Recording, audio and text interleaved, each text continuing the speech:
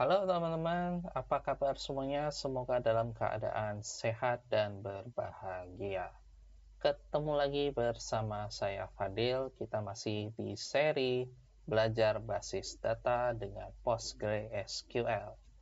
Sekarang kita ada di topik kedua, yaitu merancang model data. Setelah di video sebelumnya kita berkenalan apa itu basis data. Sekarang kita akan mulai merancang apa saja sih tahapan untuk membuat model data supaya nanti mudah untuk mengimplementasikannya nanti ke depannya menggunakan PostgreSQL. Untuk video ini kita masih dalam tahap perancangan dulu ya, paling untuk implementasinya secara nyata dengan PostgreSQL itu akan kita bahas setelah konsep-konsep tentang perancangan ini selesai kita bahas. Apa saja yang akan saya bahas atau kita diskusikan dalam video kali ini?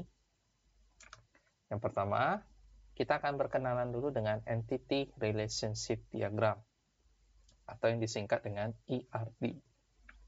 Yang kedua, apa saja komponen-komponen pada ERD? Yang ketiga, bagaimana tahapan membuat ERD? Yang keempat, kita akan mempelajari studi kasus sederhana dengan membuat ERD. Dan yang terakhir, yang kelima, kita langsung mempraktikkan membuat ERD berdasarkan contoh kasus yang akan saya sajikan nanti. Sekarang kita akan membahas apa itu ERD atau kepanjangannya Entity Relationship Diagram. Atau yang kalau kita artikan adalah diagram hubungan entitas. Dia adalah suatu diagram yang merepresentasikan entitas yang saling berelasi. Jadi, nanti kita akan memperkenalkan apa itu entitas, ya, dan kenapa entitas itu bisa berhubungan atau berelasi. Mungkin teman-teman pernah mendengar istilah entitas ya, bagi teman-teman bisnis, kalau entitas itu disebut sebagai objek atau sebagai wujud ya. Nah, dalam perancangan basis data, konsep ini atau pemahaman ini juga lebih kurang mirip seperti entitas yang beredar pengertiannya secara umum. Nah, apa saja komponen-komponen yang menyusun Entity Relationship Diagram atau ERD? Yang pertama, tentu saja adalah entitas, atau dalam bahasa Inggrisnya entity. Apa itu? Dia adalah objek atau individu yang memiliki data atau fakta yang nyata dan dapat disimpan dalam basis data. Jadi, dia itu adalah suatu instance, mungkin terlalu teknis kalau saya menyebutnya instance. Intinya dia adalah sesuatu yang bisa kita simpan datanya, objeknya. Sesuatu tersebut bisa berwujud, tetapi bisa juga tidak berwujud. Contohnya apa? Misalnya manusia, ya, manusia disebut entitas juga, ya. Kemudian benda-benda di sekitar kita sebenarnya kita bisa sebut juga dengan entitas. Oh iya, dalam ERD ini disimbolkan dengan lambang persegi panjang, ya. Sederhana sekali ya bentuknya. Yang kedua baru kita bahas atribut atau yang disebut dengan attribute ya dalam bahasa Inggris.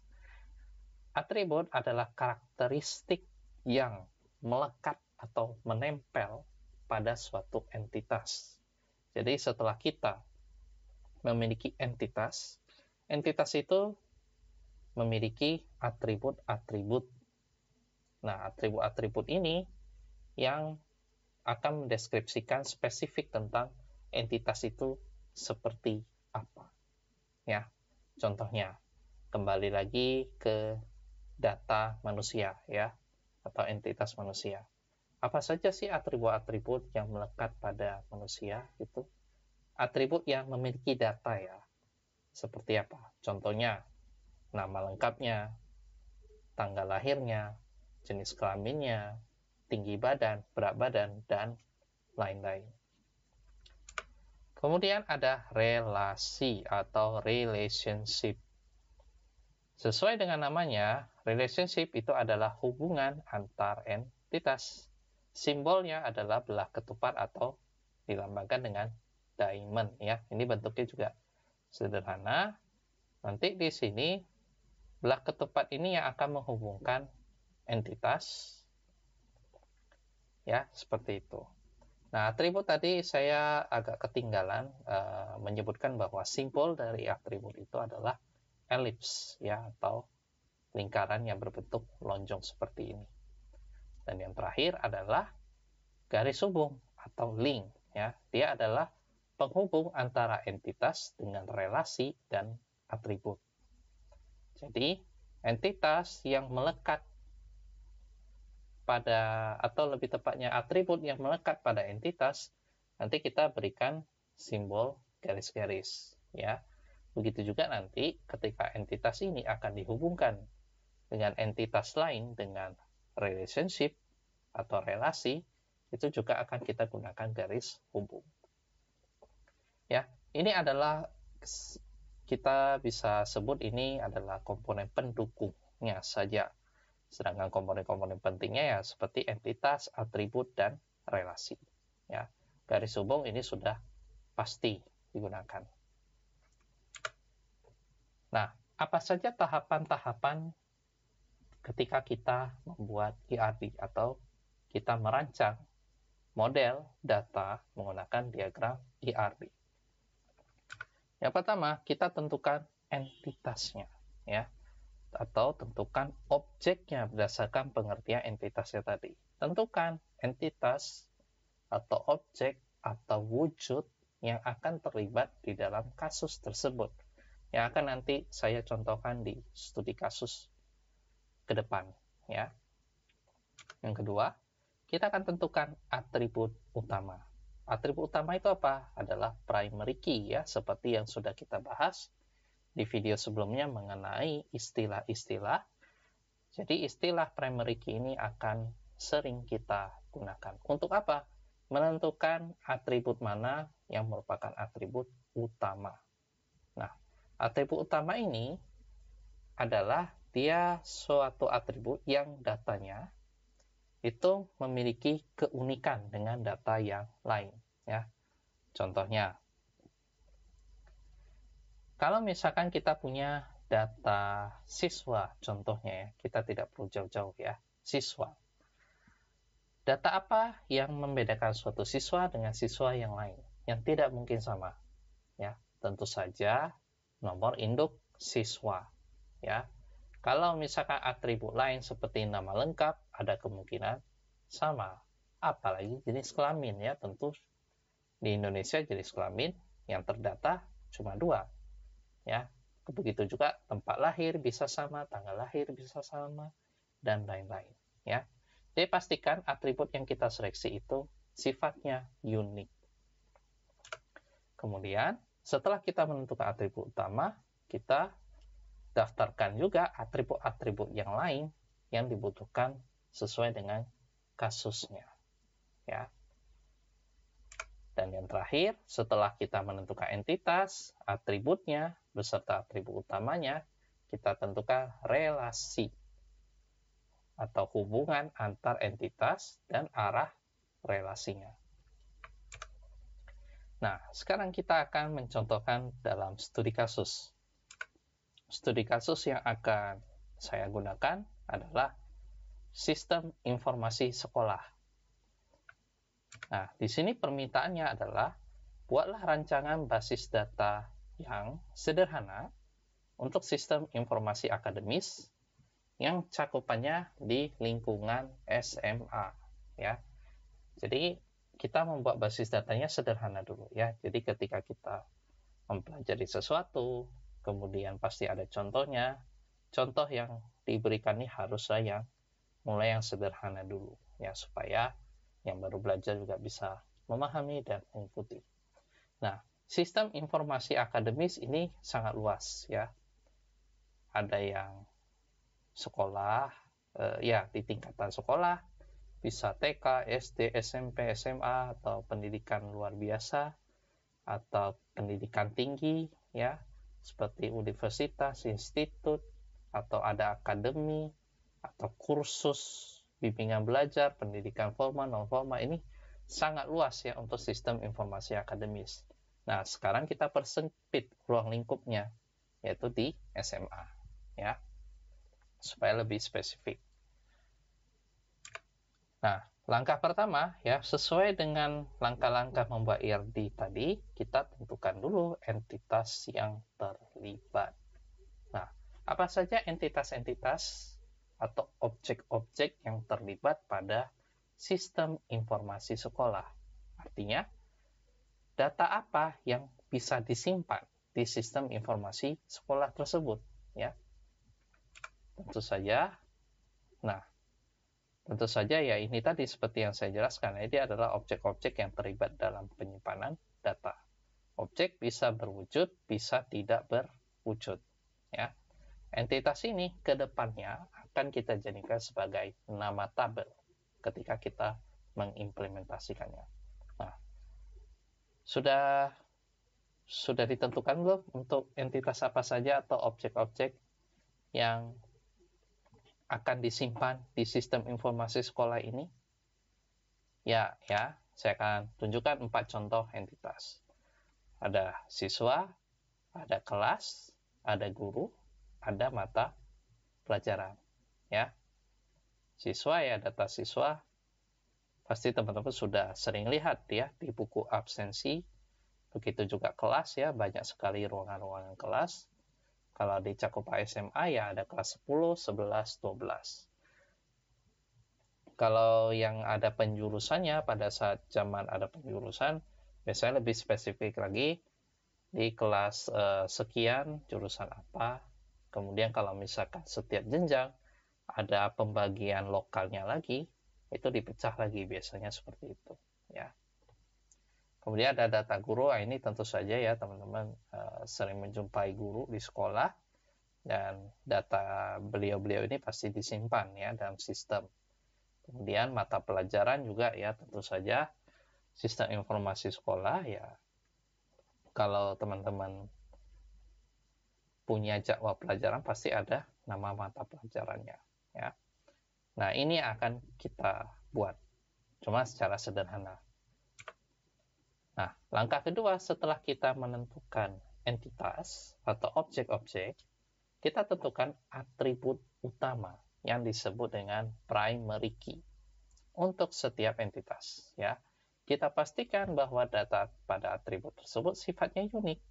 Artinya tidak ada data lain yang sama pada atribut tersebut, ya. Kita akan tentukan masing-masing atribut utama siswa, kelas, guru, dan mata pelajaran. Apa masing-masing atributnya? Saya beri contoh siswa. Atribut unik apa yang tidak bisa sama dengan siswa yang lain? Seperti NISN, ya, nomor induk siswa nasional. Kalau setiap siswa pasti punya NISN yang berbeda-beda dan tidak mungkin sama untuk siswa manapun di Indonesia, seperti itu.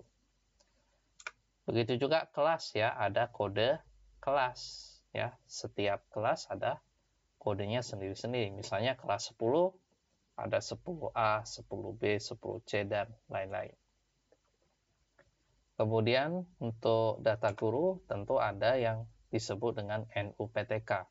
NUPTK itu adalah nomor unik, saya mencoba ingat ya, nomor unik pengajaran dan tenaga kependidikan, ya, seperti itu ya, NUPTK. Nanti teman-teman bisa cari tahu, googling sendiri apa itu NUPTK, ya. Mungkin teman-teman bisa koreksi kalau yang barusan saya sebut ini bisa keliru, ya. Pokoknya ada, guru itu punya nomor identifikasi yang unik, ya. Kemudian juga mata pelajaran, ada kode mata pelajaran biasanya, ya. Itu mengenai atribut utama primary key. Jadi pastikan atribut-atribut ini setiap data dengan data yang lain itu pastikan unik atau tidak ada yang sama dengan yang lain. Nah, kemudian setelah kita menentukan atribut utama, kita tentukan atribut-atribut yang lain yang melekat pada setiap entitas. Nah, atribut-atribut tersebut akan kita jadikan sebagai nama kolom atau field pada tabel. Jadi kalau tadi entitas itu akan kita jadikan sebagai nama tabel, dan untuk atribut ini akan kita jadikan sebagai kolom untuk setiap tabelnya. Nah, sekarang teman-teman bisa sebutkan apa saja kolom-kolom ya atau atribut-atribut yang ada pada entitas masing-masing ini. Ya, misalnya siswa, atribut lainnya ada nama lengkap, ada jenis kelamin, dan ada atribut lain-lain ya. Cuma untuk dalam contoh kasus ini, saya tidak akan menyebutkan banyak sekali atribut ya. Kita akan gunakan sekedar untuk belajar dan sebagai pembelajaran ya kita gunakan seperlunya saja dulu ya. Tapi kalau misalnya pada kasus yang nyata dalam pembuatan proyek, nah atribut itu bisa nanti disesuaikan dengan kebutuhan. Begitu juga kalau data guru biasanya ada nama lengkap, jenis kelamin, pendidikan terakhir guru tersebut apa. Kemudian juga kalau kelas ada kode kelas, ada nama kelas ya. Ini berbeda. Kalau kode ya dia ada kodenya tersendiri, terus ada nama kelasnya, kemudian tingkatannya. Tingkatan tuh kalau di SMA, kan dia ada kelas 10, 11, 12.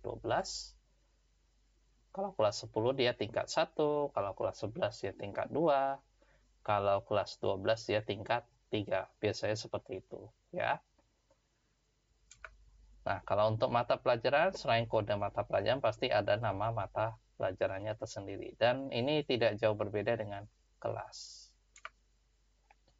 Nah, sekarang bagaimana kita memberikan penamaan yang baik pada entitas, ya. Aturan pertama, dia harus deskriptif. Jadi, entitas itu, ya, kalau kita menuliskan entitas, dalamnya apa tulisannya, ya harus cukup menggambarkan bahwa nama tersebut akan menyimpan data apa. Misalnya, di sebelah kanan sini ada contoh entitas yang tulisannya siswa. Nah, kita tahu entitas itu kan nanti akan dijadikan sebagai nama tabel. Nah, andaikan ya, teman-teman bisa membayangkan jika ada tabel siswa, maka tujuannya ya tentu saja untuk menyimpan data-data siswa atau menyimpan identitas siswa. Kemudian, entitas harus merupakan kata benda tunggal. Ya. Dia harus kata benda sekaligus tunggal. Ya, maksudnya seperti ini. Kita lihat contoh di sebelah kanan ya supaya lebih mudah untuk memahami. Nah, contoh benarnya apa? Ya. Misalnya, kita membuat nama entitas, kalau di contoh sebelumnya kan kita menggunakan bahasa Indonesia. Tapi andaikan kita membuat IRD dalam istilah bahasa Inggris, ya. Contohnya, kalau siswa, di sini adalah student, ya. Buatlah student, tetapi ya dia kata benda tunggal, ya. Ini contoh yang benar. Kalau contoh yang salah, kita menggunakan kata benda, tetapi dia tidak tunggal, yaitu kata majemuk, ya. Jadi kalau contoh benarnya student, berarti ya jangan buat nama entitas yang majemuk seperti students yang ada S-nya. Ini contoh yang salah, ya. Kenapa? Karena entitas itu, ya, kita bisa artikan sebagai satu hal yang bisa mewakili satu data, ya. Jadi misal kalau kita sebut ini student, ya berarti di sini objek yang mewakili satu student gitu. Jadi kita tidak perlu membuatnya majemuk karena ini sudah cukup terwakili dengan student yang tunggal. Nah, begitu juga dengan pengajaran ya. Pengajaran adalah contoh yang benar. Nah, misalnya seperti ini supaya teman-teman mengerti. Misalkan di sistem informasi sekolah itu kita mau menyimpan atau merekam data pengajaran guru di kelas pada satu mata pelajaran tertentu. Misalnya, saya mengajar mata pelajaran TIK atau sekarang apa nama mata pelajaran? Oke, anggaplah saya mengajar mata pelajaran matematika di kelas 10A, ya, kelas 10A. Nah, terus saya mengajar, kan ada jadwal ya, mulai pukul 8 sampai pukul 10 contohnya, sebanyak 2 sesi. Nah, di situ kan perlu saya data, juga kehadiran, apa yang saya sampaikan, materinya. Nah, di situ kita bisa buat entitas pengajaran untuk menyimpan data pengajaran saya, gitu. Di suatu mata pelajaran dan di kelas tertentu pada jam yang sudah dijadwalkan. Nah, di sini pengajaran. Nah, ini pengajaran adalah kata benda, ya. Tapi yang salah adalah kalau kita membuat nama entitas dengan kata kerja, seperti mengajar, ya. Memang aktivitas saya mengajar, tetapi data yang disimpan adalah pengajaran, gitu. Jadi mengajar adalah kata kerjanya, sehingga kita perlu konversi dulu ke kata tunggal yang sesuai, yang cocok apa, gitu. Yang cocok adalah salah satunya pengajaran, ya. Oke, itu aturan kedua. Aturan ketiga adalah format penulisan nama entitas harus konsisten, ya. Salah satu yang bisa teman-teman pakai yaitu menggunakan Pascal Case atau Snake Case dan tidak ada spasi, ya. Jadi kalau misal tadi kita punya entitas yang namanya mata pelajaran, ya teman-teman harus tulis mata pelajaran tapi tidak ada spasi. Walaupun entitas tersebut terdiri dari dua kata. Nah, supaya kita memudahkan membaca nama entitas ini, dia adalah mata pelajaran, maka kita harus menggunakan salah satu format ini. Pertama, Pascal Case. Pascal Case itu setiap kata, mata, dan pelajaran, setiap hurufnya diawali, setiap katanya diawali dengan huruf kapital pada huruf pertamanya. Misalnya kata mata, huruf kapitalnya M, pelajaran, huruf kapitalnya P. Atau teman-teman bisa memisahkan dengan teknik Snake Case, ya, jenis penulisannya Snake Case. Snake Case ini kita memisahkan setiap kata dengan tanda underscore, ya, atau tanda garis bawah yang karakter yang kosong itu. Jadi kalau kita mau membuat entitas mata pelajaran, ya sudah kita buat mata underscore pelajaran seperti itu, ya. Jadi tidak ada spasi pada dua format penulisan ini dan kita harus memilih salah satu gaya penulisannya. Kalau Pascal Case ya udah untuk seluruhnya juga harus Pascal Case, tapi kalau Snake Case ya harus Snake Case semua gitu untuk satu desain diagram yang kita buat gitu. Dan jangan mencampur-campurkan antara Pascal Case dan Snake Case, tidak perlu mencampurkan karena nanti yang baca juga merasa tidak konsisten gitu. Jadi pilih salah satu aja supaya konsisten. Aturan terakhir yaitu hindari singkatan yang tidak baku. Yang tidak baku di sini adalah singkatan yang memang tidak ada di dalam kamus, tidak ada dalam standar istilah yang baku gitu. Contoh, mata pelajaran ya kita nggak perlu singkat menjadi MAPEL gitu ya. Baik menggunakan Pascal Case maupun Snake Case, tapi kalau kita singkat suatu nama entitas, ya ini juga bakal membingungkan kita juga dalam memahaminya gitu. Apalagi yang membacanya orang-orang yang cukup awam gitu. Jadi usahakan ya kalau memang harus istilah lengkap ya istilah yang lengkapnya.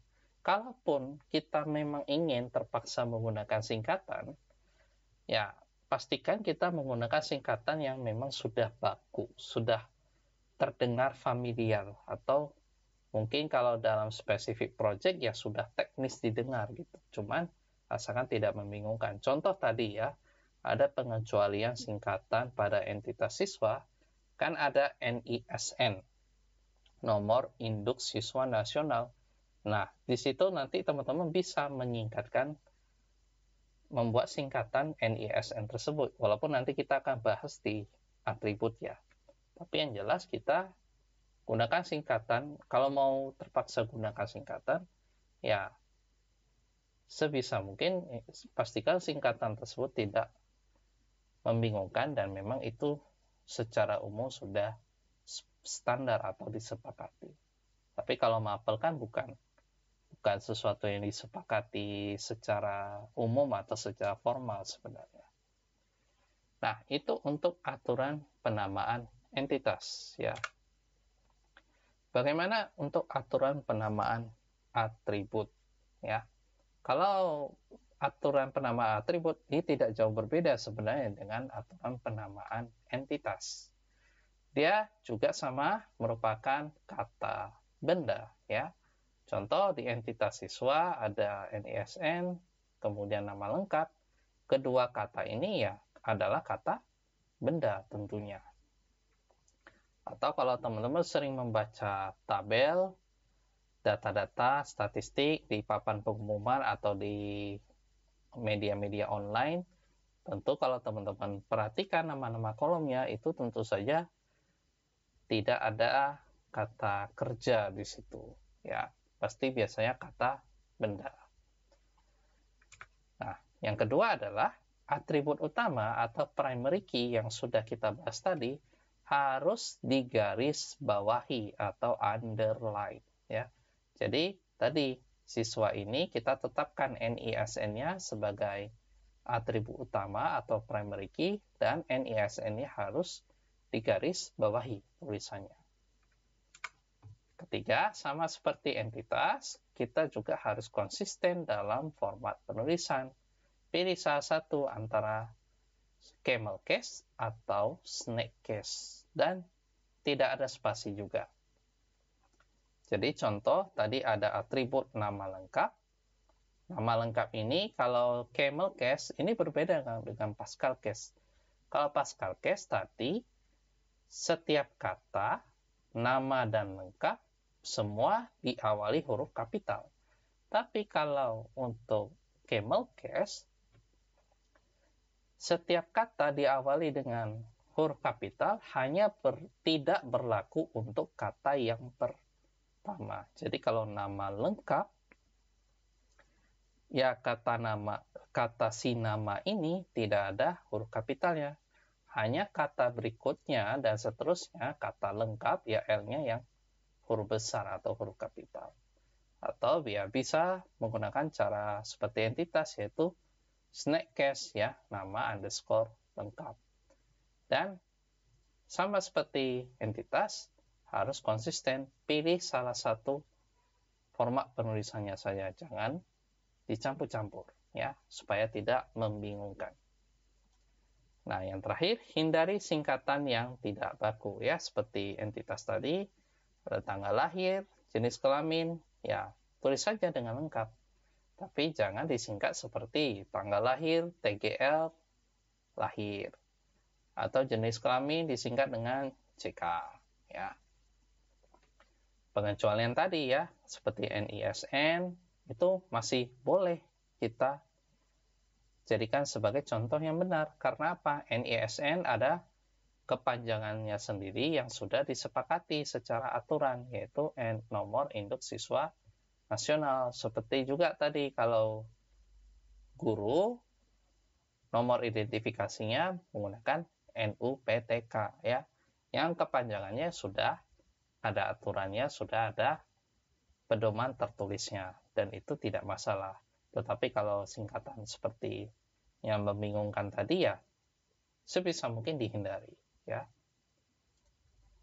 Nah, sekarang setelah kita berkenalan dengan ERP, contoh kasusnya, komponen-komponennya, terus ya aturannya tadi. Sekarang kita langsung saja mempraktikkan. Kali ini kita akan gunakan aplikasi yang berbasis web ya, di draw.io, atau teman-teman bisa akses di app.diagrams.net. Langsung saja kita praktek. Tapi kalau teman-teman mau menggunakan aplikasi gambar diagram yang lain seperti Microsoft Visio atau lain-lain, silakan saja ya. Untuk kali ini kita akan gunakan draw.io dulu, oke? Oke, sekarang kita akan langsung praktek ya. Jadi, mungkin kalau bagi teman-teman belum tahu, ini kita ketik draw.io. Nanti kita tunggu beberapa saat sampai ini dia, kita buat diagramnya. Atau saya pindahkan dulu ya. Oke, biar nggak bingung. Oke. Jadi ini akses app.diagrams.net, kemudian kita klik create diagram, kemudian kalian beri nama diagram yang akan dijadikan sebagai nama file. Ini akan tersimpan secara default di Google Drive. Jadi teman-teman juga pastikan dulu punya akun Google supaya bisa mengakses Google Drive ya. Kemudian kita bisa pilih basic dulu. Ya, boleh mulai dari blank diagram pun boleh karena nanti di situ juga ada IRD-nya. Oke, ini kita beri nama misalkan model data sistem informasi atau sistem informasi sekolah, seperti itu ya. Atau namanya bebas saja, kita klik create, kemudian kita simpan di mana, di Google Drive saja sudah cukup, atau teman-teman mau simpan di tempat yang lain juga silahkan, mau letakkan di komputer kalian juga bisa, mau download pun bisa, terserah. Untuk kali ini saya simpannya di Google Drive aja. Klik save, setelah itu tunggu ya beberapa saat, ini perlu waktu ya. Sekarang kita akan cari di entity relation, kemudian di sini banyak sekali bentuk-bentuknya ya. Mungkin untuk bentuk-bentuk IRD-nya itu bisa kita bahas nanti pada saat kita mau mengakhiri beberapa materi terakhir mengenai desain basis data. Tapi untuk sekarang kita akan gunakan komponen yang tadi kita bahas ya. Yang pertama, pastikan kalian mencari entity ya. Teman-teman bisa klik saja muncul di sini, atau teman-teman bisa drag and drop ke dalam pun bisa ya. Oke, ini saya ambil satu dulu. Nah, sekarang tadi entitasnya adalah ada 4 tadi ya. Ada siswa. Nah, kita masukkan lagi. Ada apa tadi? Guru. Kemudian ada mata pelajaran. Ingat aturannya ya. Kalau saya pakai pasca case semua. Mata pelajaran, dan yang terakhir adalah apa tadi? Kelas ya. Oke. Nah, langkah pertama tadi kita sudah menentukan entitasnya ya, objek-objek yang akan disimpan datanya. Data siswa, data guru, data mata pelajaran, dan data kelas.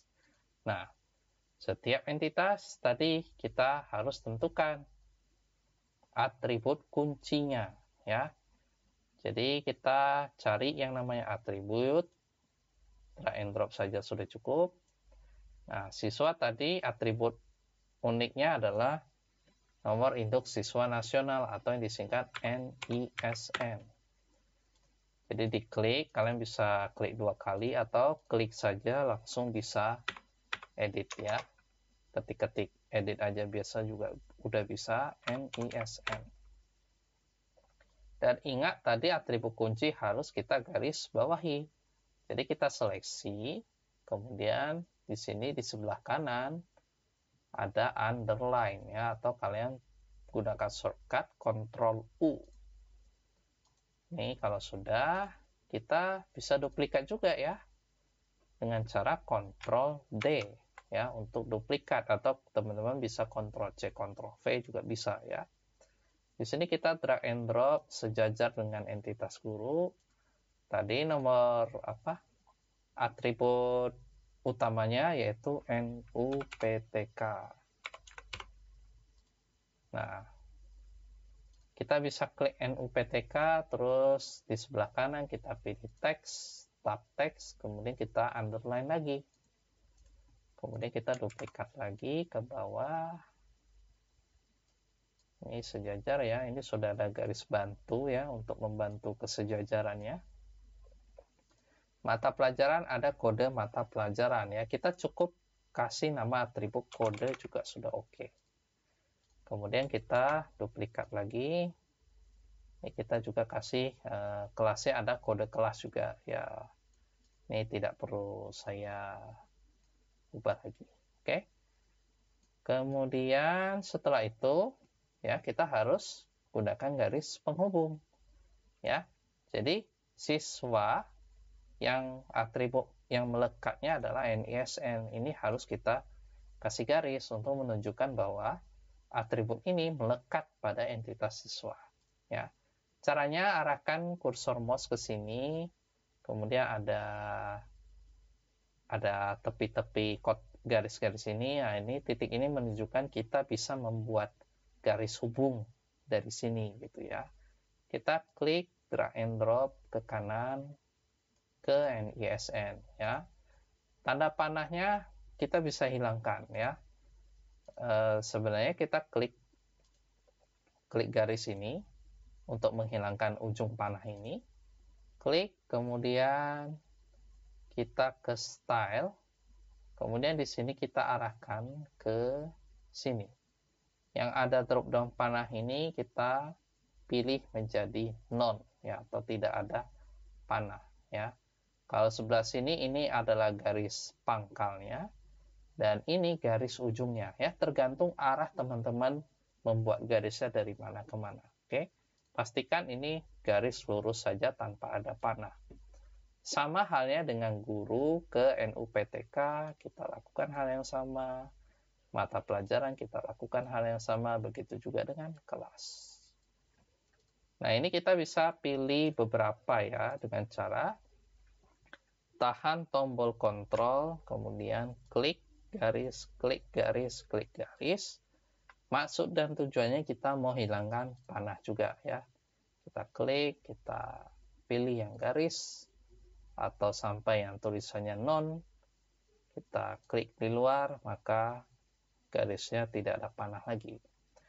Nah, tadi setelah kita menentukan atribut utama, langkah berikutnya adalah kita akan melengkapi atribut-atribut yang melekat pada setiap entitas. Oke, ini bisa kita geser-geser ya, karena ini bakalan padat ya.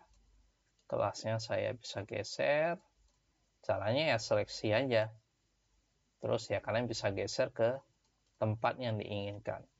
Nah, di sini kita akan mungkin masukkan atribut yang lain, misalnya kalau terseleksi bisa langsung ketik nama underscore lengkap.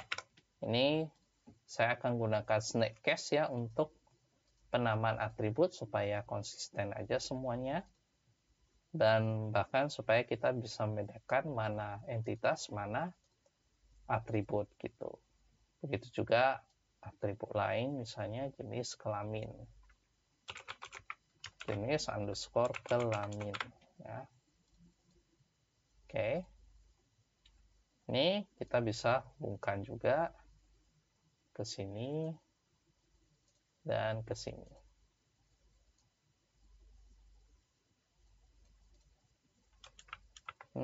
Sebenarnya sih saya sih agak aneh. Kita bisa klik panah ini, Bentar, saya butuh ini list item atau ini.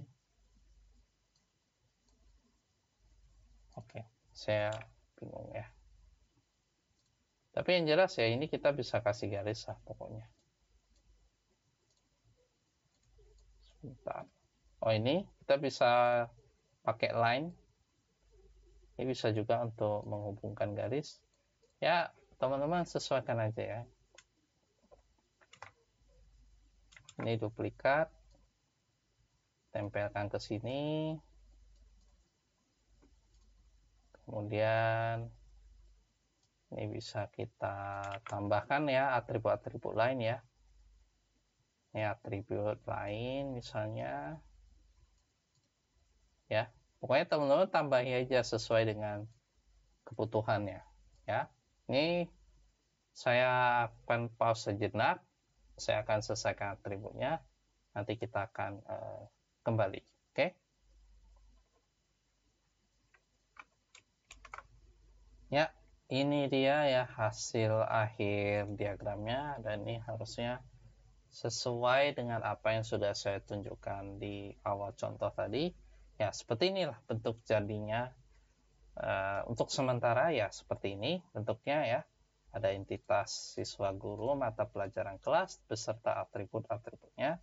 Dan ini akan kita kembangkan lebih lanjut lagi di tahap keempat yang tadi kita bahas, yaitu setelah kita tentukan entitas dan atributnya, kita akan menghubungkannya dengan relasi atau relationship ya. Ini ada bangun belah ketupat atau diamond relationship, dan nanti akan kita tuliskan sesuatu di sini dan akan kita hubungkan entitasnya. Tetapi ini yang akan kita bahas pada video yang ketiga, yang judulnya adalah bagaimana menentukan relasi model data yang sudah kita buat ya.